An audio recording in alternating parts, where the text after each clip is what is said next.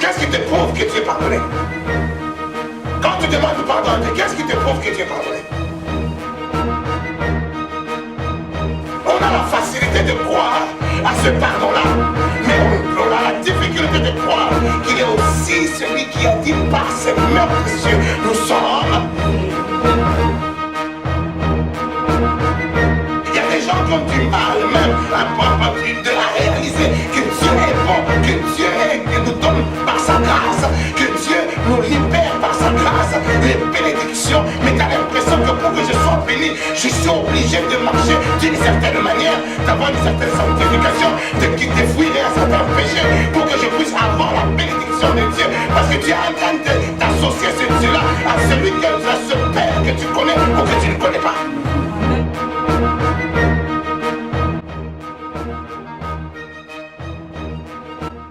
Juge chapitre 6.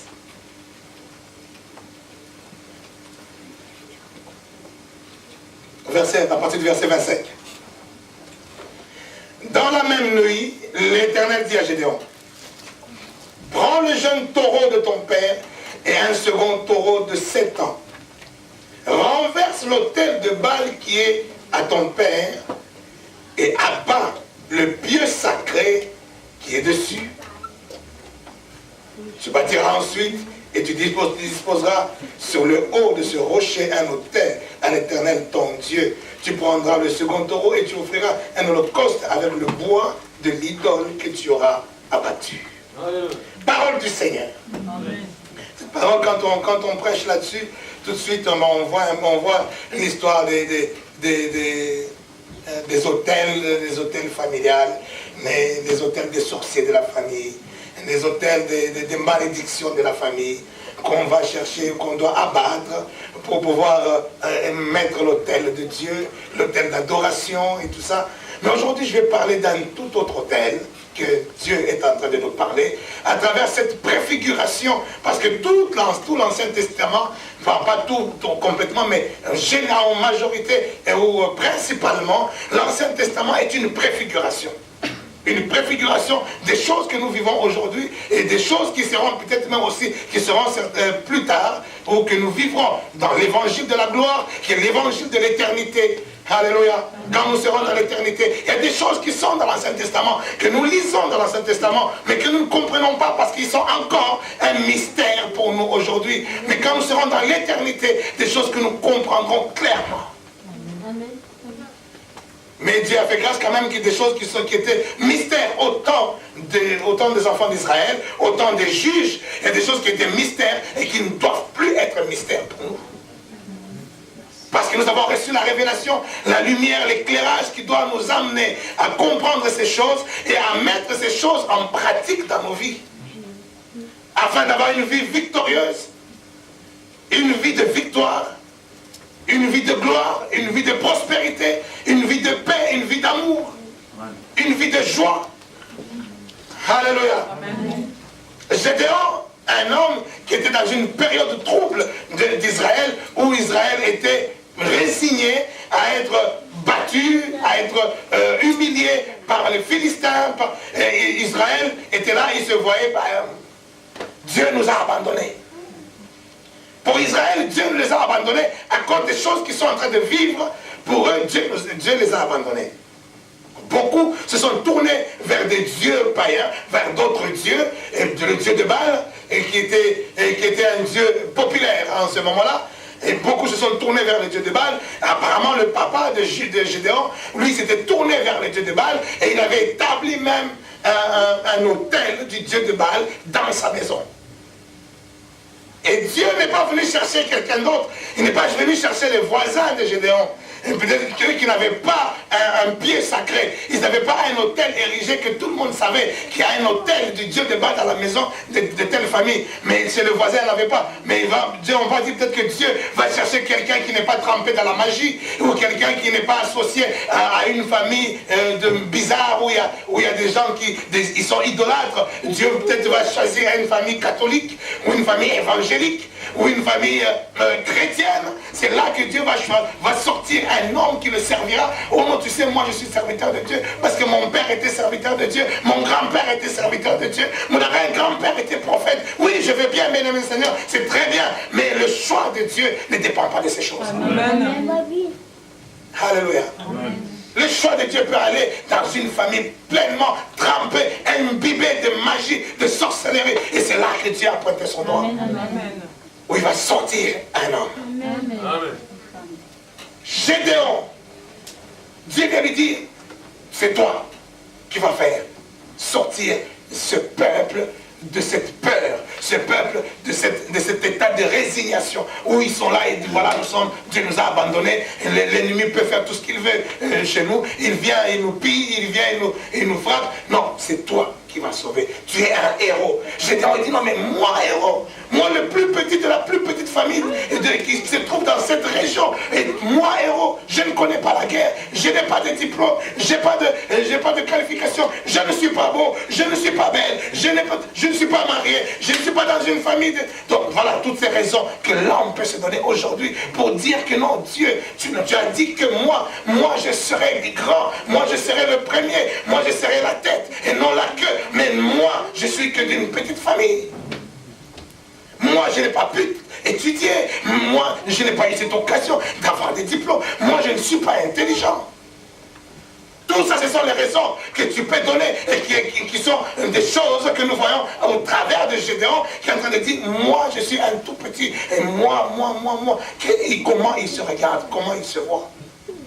Dieu est en train de dire à Gédéon, sors de cette dimension de comment tu te vois. Ne te regarde pas avec tes propres yeux ou ne te regarde pas avec les yeux d'aujourd'hui. Dis à quelqu'un, les yeux d'aujourd'hui ne sont pas les yeux de demain. Prends les yeux de demain. Habille-toi des yeux de demain. Équipe-toi des yeux de demain. Beaucoup de chrétiens aujourd'hui sont toujours dans les yeux d'aujourd'hui. Je vois aujourd'hui. Qu'est-ce que je vois? Je cherche le mariage. Je vois aujourd'hui. Qu'est-ce que je vois comme mari? Qu'est-ce que je vois comme possibilité? Qu'est-ce que je vois comme possible fiancé? Moi, c'est un gros. Moi, je cherche quelqu'un de costaud, comme King. Hein? C'est ce que tu cherches. Alléluia. Amen. Quelque chose que nous avons bien dire. Prends-moi en photo aujourd'hui. Prends-moi en photo aujourd'hui. Et puis reviens demain. Reviens demain, tu verras si je suis le même. Dieu dit à Gédéon, tu n'es pas n'importe qui. Moi, je t'appelle héros. Donc, enlève de ta tête, enlève de ta conscience comment tu te vois aujourd'hui. Tu te vois petit, le plus petit de la plus petite famille. Enlève cela. Commence à te voir en héros. Dieu est en train de changer le focus de Gédéon. Il est en train de changer son focus pour qu'il puisse être focalisé, concentré sur une autre vision. Vous savez, les hôtels dont tu lui dis maintenant, quand il a accepté cela, il dit maintenant, tu vas abattre les hôtels de ton père. Les hôtels, c'était des représentations de Dieu, des monuments en bois, en pierre, en tout ce que tu veux, mais qui représentaient un Dieu. Et puis les gens venaient devant ces monuments et ils se prosternaient et ils considéraient c'est ça notre Dieu. En fait, c'était une représentation de leur Dieu. Et ça dit quand tu te réveilles, tu sors de chez toi. Gédéon, quand il sortait de sa chambre, il passe et il voit le monument là, le pieu sacré de son père qui est là. Il dit, ah, ça se le rappelle, c'est lui mon Dieu. Donc, les résidents dans l'Ancien Testament étaient toujours dans la représentation. En fait, c'est cette représentation qui nous amenait à être focalisés, à avoir un focus sur ce Dieu-là. Alléluia. Le Dieu du fleuve, le Dieu du soleil, le Dieu, il y avait toujours des représentations. À chaque fois que quelqu'un, il adorait un tel Dieu, il devait se tenir. Quand il passe, il voit. J'étais en Grèce, à Athènes, je rentre dans un taxi, le taximène, dans tous les carrefours, tu vois, on arrive quelque part. Il parle, et même il insulte les gens, Malaka, mais il voit quelque part. Il vient de dire Malaka, mais je ne peux pas vous expliquer ce que ça veut dire Malaka. Si les Grecs qui suivent les images, même sur Internet, ils comprendront ce que ça veut dire Malaka. Et là, tu vois, ces gens-là, ils sont tellement religieux, tellement idolâtres, que dans tous les coins d'Athènes, il y a des petits monuments à gauche, à droite, qui représentent des dieux. Et quand ils sont face à ces dieux, ils respectent. En fait, ça les rappelle c'est Dieu-là. Amen. Maintenant, Dieu est en train de dire à Gédéon, Gédéon, tu vas abattre l'autel de ton père. Amen. Tu vas abattre toutes les choses qui te représentent ou qui te rappellent le Dieu que ton père avait comme pris, et c'est Dieu qui est devenu ton Dieu. Parce que toi, c'est pareil. Chaque jour, quand tu sors de ta maison, tu regardes, tu vois ces autels, tu te rappelles de ce Dieu-là. Et tu reconnais que c'est ça, mon Dieu. Arrête de penser à ce Dieu, pour que tu puisses arrêter de penser à ce Dieu. Comme je disais encore il y a quelques temps ici, je dis, mais si on se met là, on est quelque part des archibishops. Hein, des grands, des papes même, on voit un peu le pape. Même le pape là, avec sa toque ou sa toche, ses mains, on le met là. Et puis on met une jeune fille là, belle. Là, devant.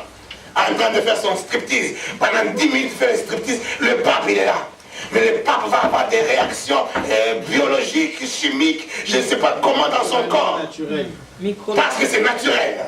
Pour qu'il arrête de sentir ces choses, qu'est-ce qu'il faut? Est-ce qu'il faut qu'on chasse les démons? Il faut qu'on chasse l'esprit de séduction. Il faut qu'on chasse l'esprit qui vient de perturber l'esprit d'impudicité, l'esprit de fornication. Mais non, on peut chasser tous les esprits qu'on veut. Il aura toujours des réactions. Qu'est-ce qu'il faut faire? Il faut enlever la fille. Et puis là, c'est là, maintenant, bon, il revient là et il se répand. Il faut enlever, il faut abattre la chose qui t'amène à te focaliser dans le Dieu que tu es en train d'adorer, qui n'est pas le vrai Dieu. Amen. Il faut abattre le pieu sacré, il faut abattre l'autel qui a été bâti pour ce Dieu-là. Et quand tu l'auras abattu, tu ne te rappelleras plus de ce Dieu-là, tu ne pourras plus avoir un focus, quelque chose qui t'attire et qui te met dans ta conscience que ça, c'était ça ton Dieu. Mais aujourd'hui, bien Seigneur, on ne voit plus ces idolâtries de genre où on met, il y a une statue quelque part. Non, dans ma famille, on a une statue et ceci, mais bon, peut-être au village encore, il y en a ce genre de choses. Mais aujourd'hui, nous sommes là en ville. Tu ne vas pas mettre un idole, je sais pas, un statut dans l'appartement. Déjà, peut-être que ça ne t'appartient même pas, l'appartement. Donc, tu ne peux pas faire. Mais nous avons d'autres idoles que nous avons bâties dans nos vies et que nous devons abattre. Amen. Ces idoles qui nous ont été bâties parce que peut-être à cause de notre culture, nous avons grandi d'une certaine manière. Et la manière dont nous avons grandi nous a fait comprendre une certaine vision d'un père. Il y a des gens qui ont du mal même à réaliser que Dieu est bon, que Dieu nous donne par sa grâce, que Dieu nous libère par sa grâce, les bénédictions. Mais tu as l'impression que pour que je sois béni, je suis obligé de marcher d'une certaine manière, d'avoir une certaine sanctification, de quitter, fuir un certain péché pour que je puisse avoir la bénédiction de Dieu. Parce que tu es en train d'associer ce Dieu-là à ce Père que tu connais ou que tu ne connais pas. Amen. Parce que peut-être que dans ta culture, chez tes parents, pour qu'on puisse te donner quelque chose, papa, j'ai besoin d'un vélo. Il faut que tu ramènes des bons points à la fin de l'année. Il faut que je voie ton diplôme. Si tu as un diplôme, je te donne, tu auras ton vélo. Si tu n'as pas la moyenne, tu n'auras pas de vélo. Et tu as grandi comme ça, ça te donne une certaine image d'un père. Et cette image de père que tu as eue va te formater toute ta vie. Et tu auras, pour toi, ce sera normal.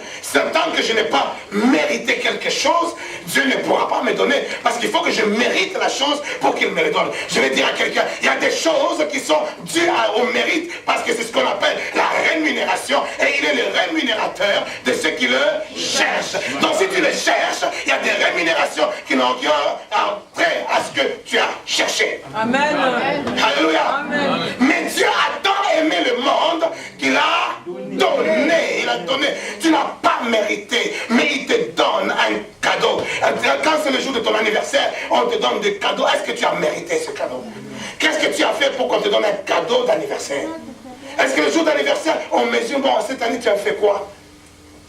Tu as fait quoi cette année? Est-ce que tu as été gentil? Est-ce que tu n'as pas été gentil? Bon, alors parce que tu as été gentil, on te donne un cadeau. Non, le jour d'anniversaire, on donne un cadeau, point barre. Sans calculer si tu as été gentil, si tu n'as pas été gentil. Non, on te donne un cadeau. Amen. Alléluia. Amen. même, des fois à Noël, on te donne le cadeau en fonction de ce que tu as fait. On te dit, papa, toi tu as été gentil. Le Père Noël même, il vient avec sa grande barbe. Il dit, est-ce que tu as été gentil? Est-ce que mon fils, est-ce que tu as été obéissant? Ah, oui, Père Noël, tout ça. Ok, bah, tu vois, il te pose même des questions là. Tout ça, c'est une éducation. Je vais dire à quelqu'un, l'éducation parentale chrétienne est différente de l'éducation parentale tout court. Amen. Explique encore. Ce que les pères et les parents, comme ça, sans être chrétiens, donnent comme éducation aux enfants, toutes ces choses-là, ce sont des choses même qu'on te recommande pour que tu puisses comment éduquer tes enfants. Non, tu es un enfant, tu lui dis, écoute, si tu te calmes, je te donne un bonbon. C'est comme ça qu'on nous demande d'éduquer les enfants dans le monde. Mais l'éducation chrétienne, quand on dit tu es chrétien, tu dois faire grandir tes enfants dans l'éducation chrétienne. Il faudra déjà que les enfants, tant qu'ils sont encore petits, ils sont bébés, les Noah, les Ilan, les Tan, il faudra déjà qu'ils apprennent le bon père, c'est qui? Amen. Quand ils voient déjà le bon père, ils voient déjà la bonne mère, ils voient déjà que là, ça c'est ma mère, ça s'appelle Mère Teresa. Alléluia. Il faut qu'ils aient une vision, une bonne vision des parents. Est-ce que ce n'est pas des parents qui donnent des conditions, des parents qui donnent? Non, c'est un parent qui est bon. Un parent qui donne parce qu'il m'aime. Il ne me donne pas toujours en échange de quelque chose. Il prend soin de moi. C'est comme ça que tu dois éduquer ton enfant. Il fait une bêtise, tu le corriges, mais tu n'associes pas ça à une rémunération. La sanctification ne t'amène, la sanctification pour toi c'est ça la rémunération, parce que tu as marché dans la sanctification, c'est ça la rémunération, quelque chose qui viendra parce que tu as marché dans la sanctification, tu n'es pas dans le bon évangile. Amen. La sanctification c'est le résultat de la compréhension de l'amour de Dieu dans ta vie. Et de l'acceptation de cet amour. Alléluia. Je viens à l'église parce que si je ne viens pas, Dieu va me punir. Si je ne viens pas le jeudi, si je ne viens pas en semaine, j'aurai des malédictions, ou j'ai une telle bénédiction, j'attends mon mariage. Alors si je ne viens pas, le mariage va fuir. Ça c'est quel évangile? Alléluia. Est-ce que je parle à quelqu'un? Amen. Abat les pieux, c'est qui ton Dieu? Quelles sont tes idoles? Vous savez, mais aujourd'hui, maintenant, les idoles que nous devons abattre, c'est tout simplement ce que nous représentons de Dieu. Amen. Il est qui Dieu pour toi? Dieu c'est un Père Noël qui te donne des cadeaux quand tu as été gentil. Ça devient ton Dieu. Dieu c'est un Père fouettard. Le Père fouettard qui vient avant Noël. Tu n'as pas été gentil, 2 fouets. Tu as été gentil, non. Tu as été moins gentil, 4 fouets. Le Père fouettard. Et tu es là pour toi. Dieu, c'est un Dieu. Et quand tu fais des bêtises, il va te châtier, il va te frapper, il va t'enlever le mariage, il va t'enlever l'argent, c'est ça ton Dieu. Et c'est comme ça que tout le monde se bâtit. Tout le monde a un Dieu. Nous avons plusieurs dieux dans nos vies. Mais ces dieux sont dus à notre culture, sont dus à notre manière de quelle manière tu as grandi, sont dus au fait que, à la compréhension même qu'on nous a inculquée dans la société dans laquelle nous vivons. Et nous bâtissons des dieux d'une manière ou d'une autre. Alléluia. Amen. Et ce sont ces dieux-là qui sont, chaque fois quand tu te lèves le matin, tu as ce Dieu-là en face de toi. Tu as la vision de ce Dieu-là en face de toi. Tu as le focus de ce Dieu-là devant toi. C'est ça qui te fait soit vivre ou espérer, ou qui te fait la crainte. Tu viens peut-être à l'église à cause de ce Dieu-là. Tu ne viens peut-être pas à l'église à cause de ce Dieu-là. Tu adores Dieu à cause de ce Dieu-là. Tu loues Dieu à cause de ce Dieu-là. Tu ne loues pas Dieu à cause de ce Dieu-là. Donc tout ce que tu fais est calqué en face de ce Dieu que tu t'es fixé au-devant de toi. Est-ce que j'apprends à quelqu'un quelque chose? N'oublie de même, n'associe pas Dieu. Là, c'est l'Ancien Testament où il y avait des dieux de Baal, il y avait des monuments, il y avait des pieux sacrés. Nous avons des pieux sacrés dans nos cœurs. C'est la croyance une croyance qui nous limite à un pieu qui est bien planté dans nos cœurs. Et toi, tu crois dur comme fer que c'est ça, mon Dieu. Que ça, si je ne fais pas ça, s'il n'y a pas ça, si je vais ceci, c'est ça qui va me faire que. Et c'est ça, ça devient ton Dieu. À quoi tu crois, bien-aimé dans le Seigneur? À quoi tu crois? Non, jusqu'aujourd'hui, j'attends, je ne sais pas quoi. J'attends un travail qui ne vient pas. C'est parce que moi, je ne suis pas comme ça. Je ne suis peut-être pas beau aux yeux de Dieu. Je ne suis peut-être pas agréable aux yeux de Dieu. Et tu associes ces choses à Dieu. Comment? Il devient ton Dieu. Alléluia. Amen. Quelle image toi tu as de Dieu? Hein? Quelle image toi tu as de Dieu? Bien aimé, le Dieu que nous prions, le Dieu que nous connaissons, le Dieu qui t'a amené en ces lieux, il est un Dieu. Il est un Dieu. J'aime bien dire simplement, il est un Dieu. Il est Dieu. Pour ne pas lui donner un nom. Amen. Alléluia. Lui-même, il n'a pas voulu se donner un nom. Mais c'est nous qui lui donnons un nom. Justement, nous lui donnons le nom par rapport à ce que nous croyons qu'il est. Amen. Alléluia. Amen.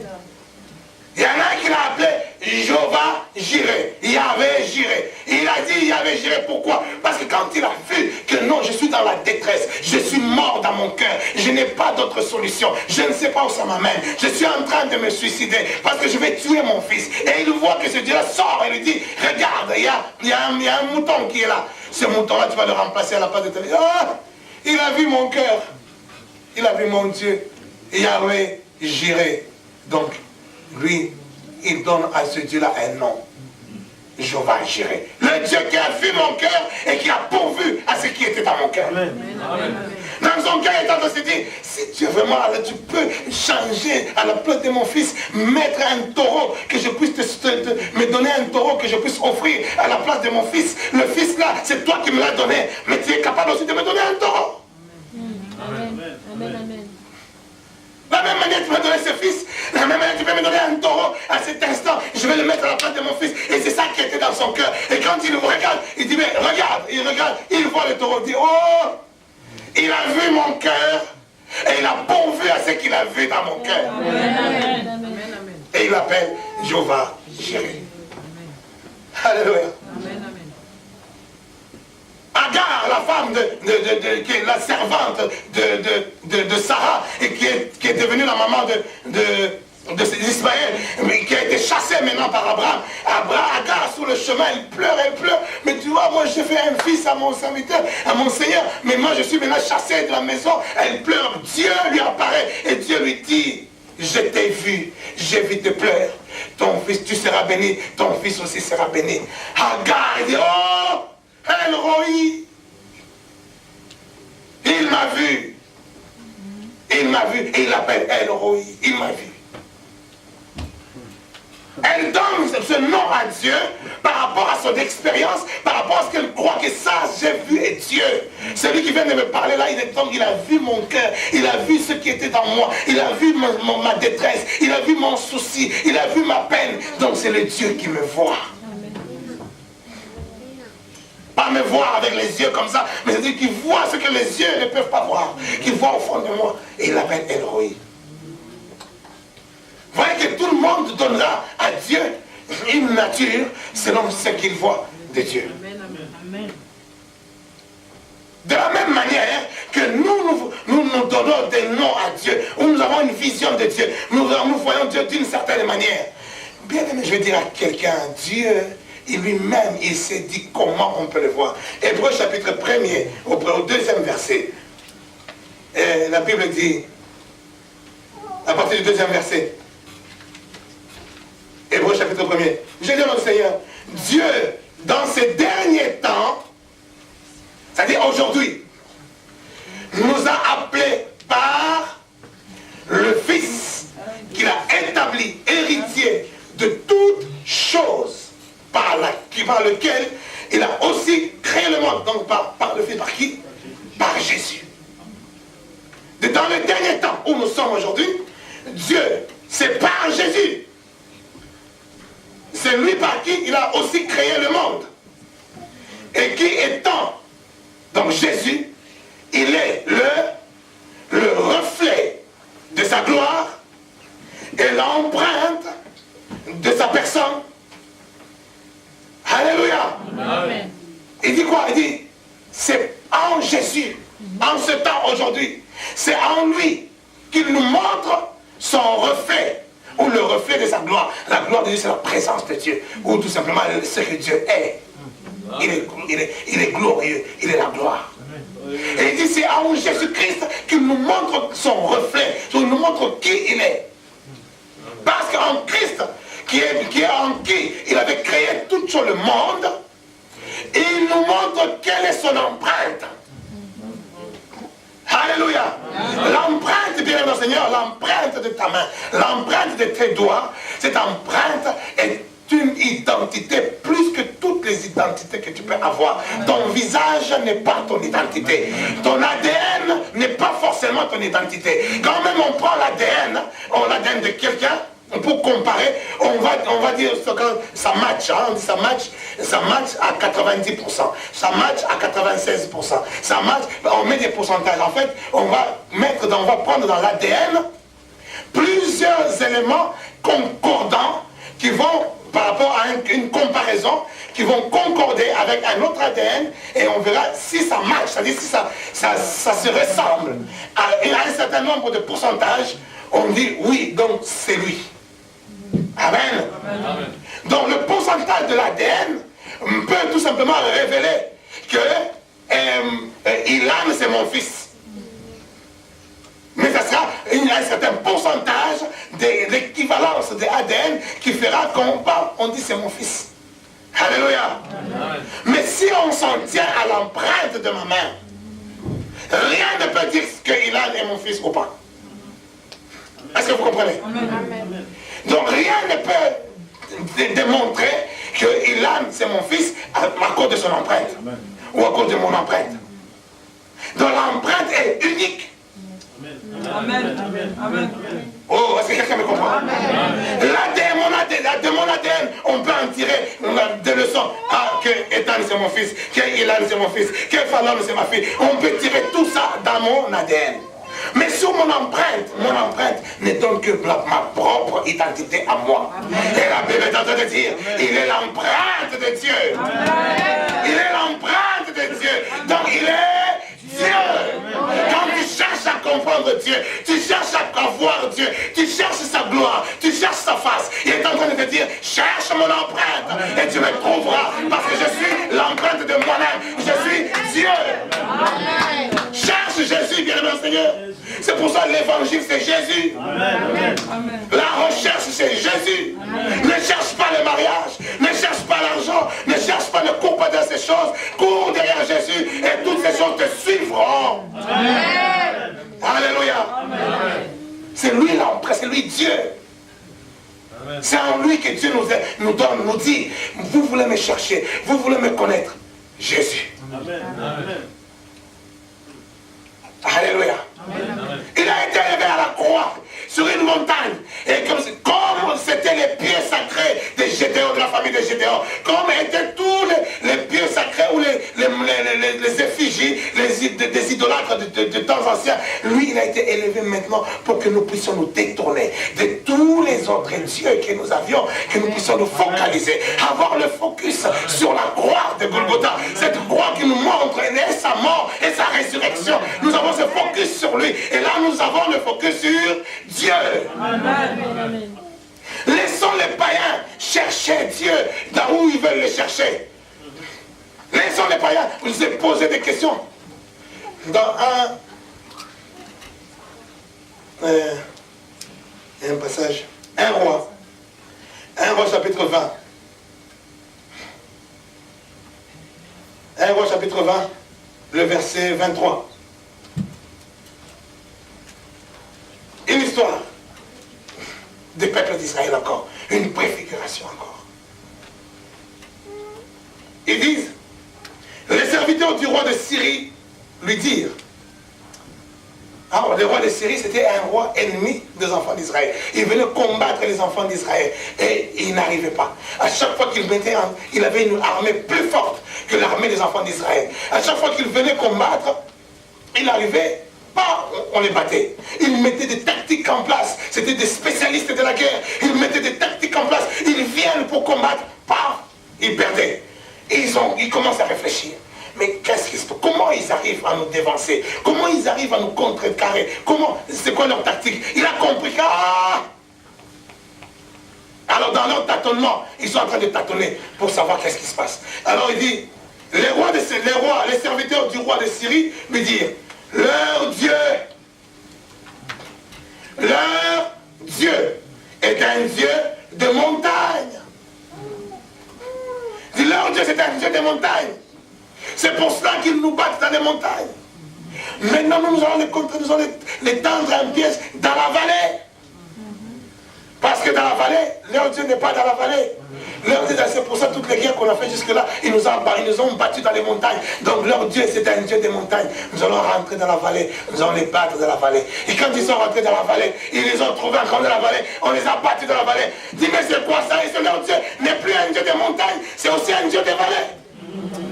Je vais dire à quelqu'un, bien aimé, Seigneur, ton Dieu, c'est celui qui a marché sur l'eau. Ton Dieu, c'est celui qui a marché sur l'eau.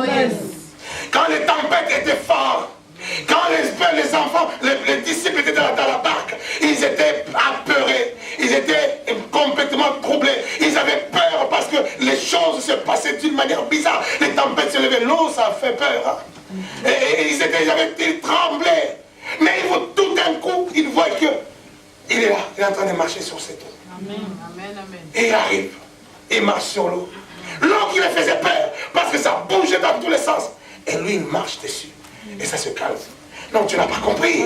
Parce que je veux te dire, bien aimé dans le Seigneur, la chose qui est en train de te faire peur dans la vie, lui, il est là pour marcher sur cette chose. La chose qui est en train de te tourmenter, de te troubler, si tu l'appelles, lui, il viendra et il marchera sur la chose et le calme va se passer. Alléluia. Et qu'est-ce qui te fait peur?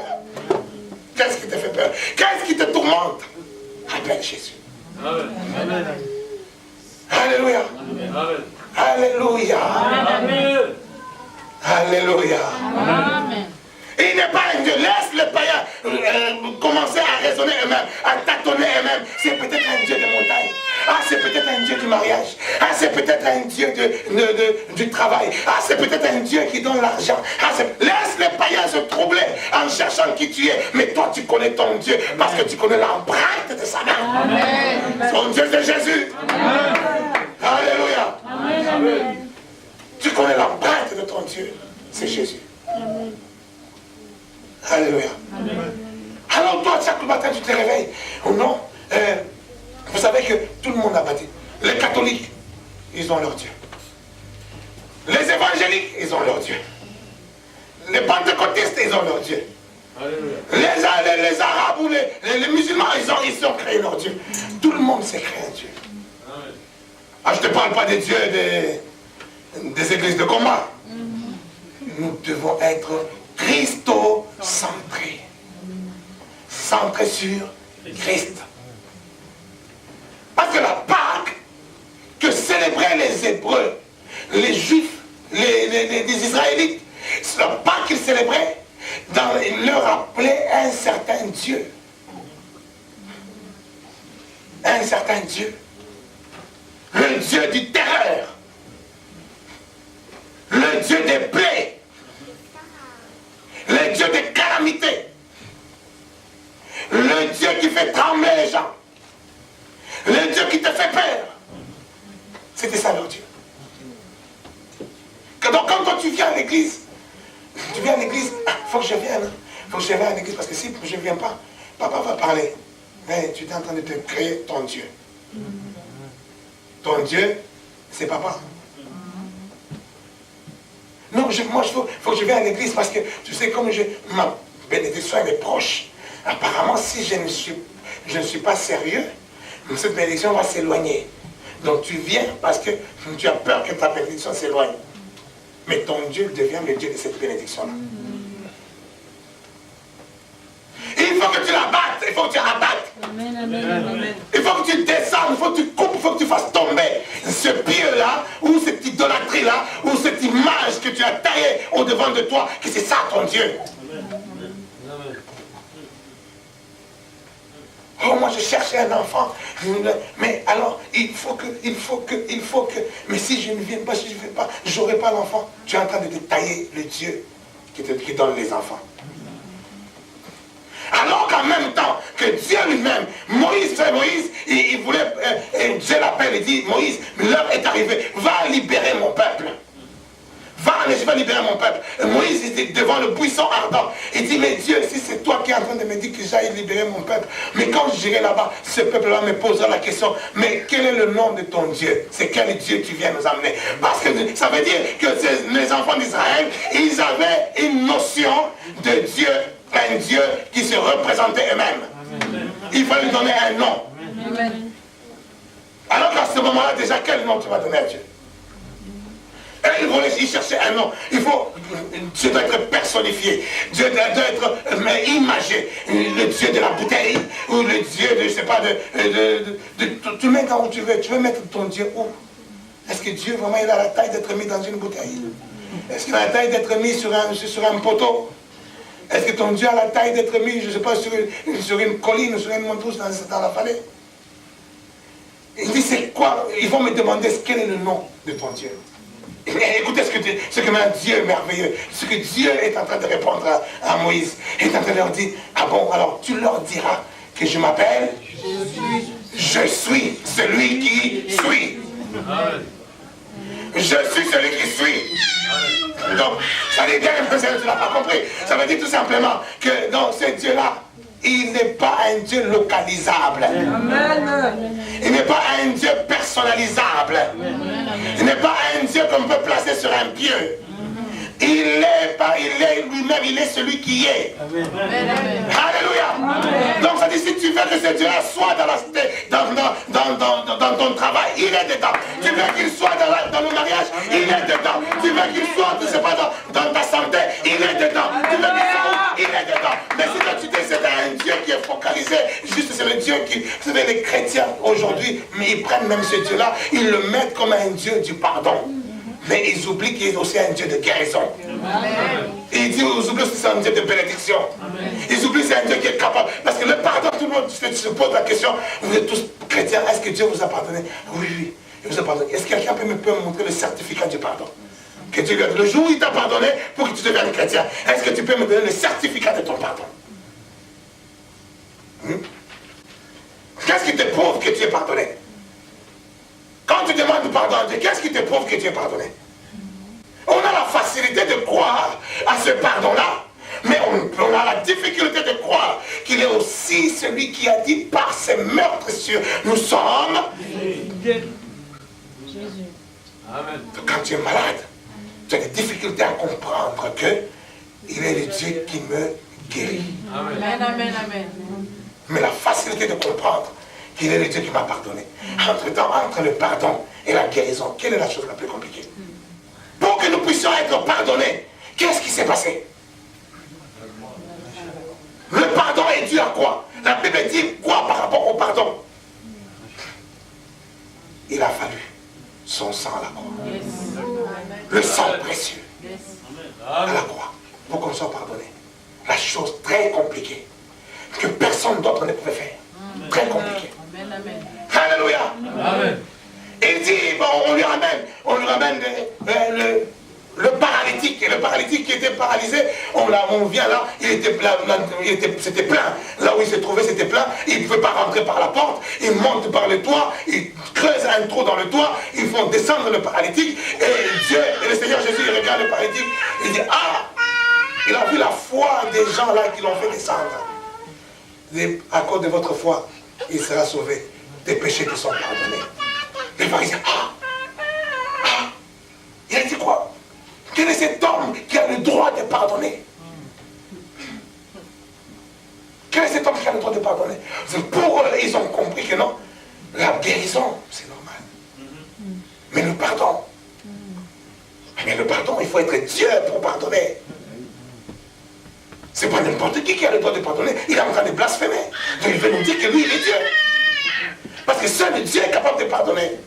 Nous savons que pour que nous puissions avoir le pardon de nos péchés, nous devons amener des boucs, des moutons, les amener au sacrificateur qui va amener ça au temple. On va couper la tête, on va verser le sang, on va rentrer avec dans le lieu très saint et il va prier. C'est alors que nous croyons que nous serons pardonnés. Mais lui, de quel droit il peut dire tes péchés te sont pardonnés? Il dit mais il est fou, il est en train de blasphémer. Donc ça veut dire le pardon est une chose compliquée. Et la chose la plus compliquée, le pardon. Et la guérison, ce n'est pas compliqué. Alléluia. Amen. Les médecins nous guérissent. Alléluia. Les traitements nous guérissent. Mais quel est cet hôpital où on pardonne? Alléluia. Où on enlève le pardon. Amen. Amen. Alléluia. Amen. Mais les chrétiens, nous avons la facilité de croire à cette chose compliquée, cette chose qui est unique, qui est spéciale, qui est le pardon. Mais nous avons des difficultés à croire que celui qui est capable de faire cette chose compliquée soit capable de nous guérir, soit capable de nous donner l'argent, soit capable de nous ouvrir des portes, soit capable de nous donner le mariage, soit capable de nous ceci. Nous avons la difficulté de croire à ça. Alléluia. Dieu est bon. Amen. Dieu est bon. Enlève tous les dieux que tu as jusque-là. Abat toutes les représentations divines que tu as. Mets devant toi la croix de Jésus. Amen. Ton seul Dieu qui te bénit. Ton seul Dieu qui te libère. Amen. Alléluia.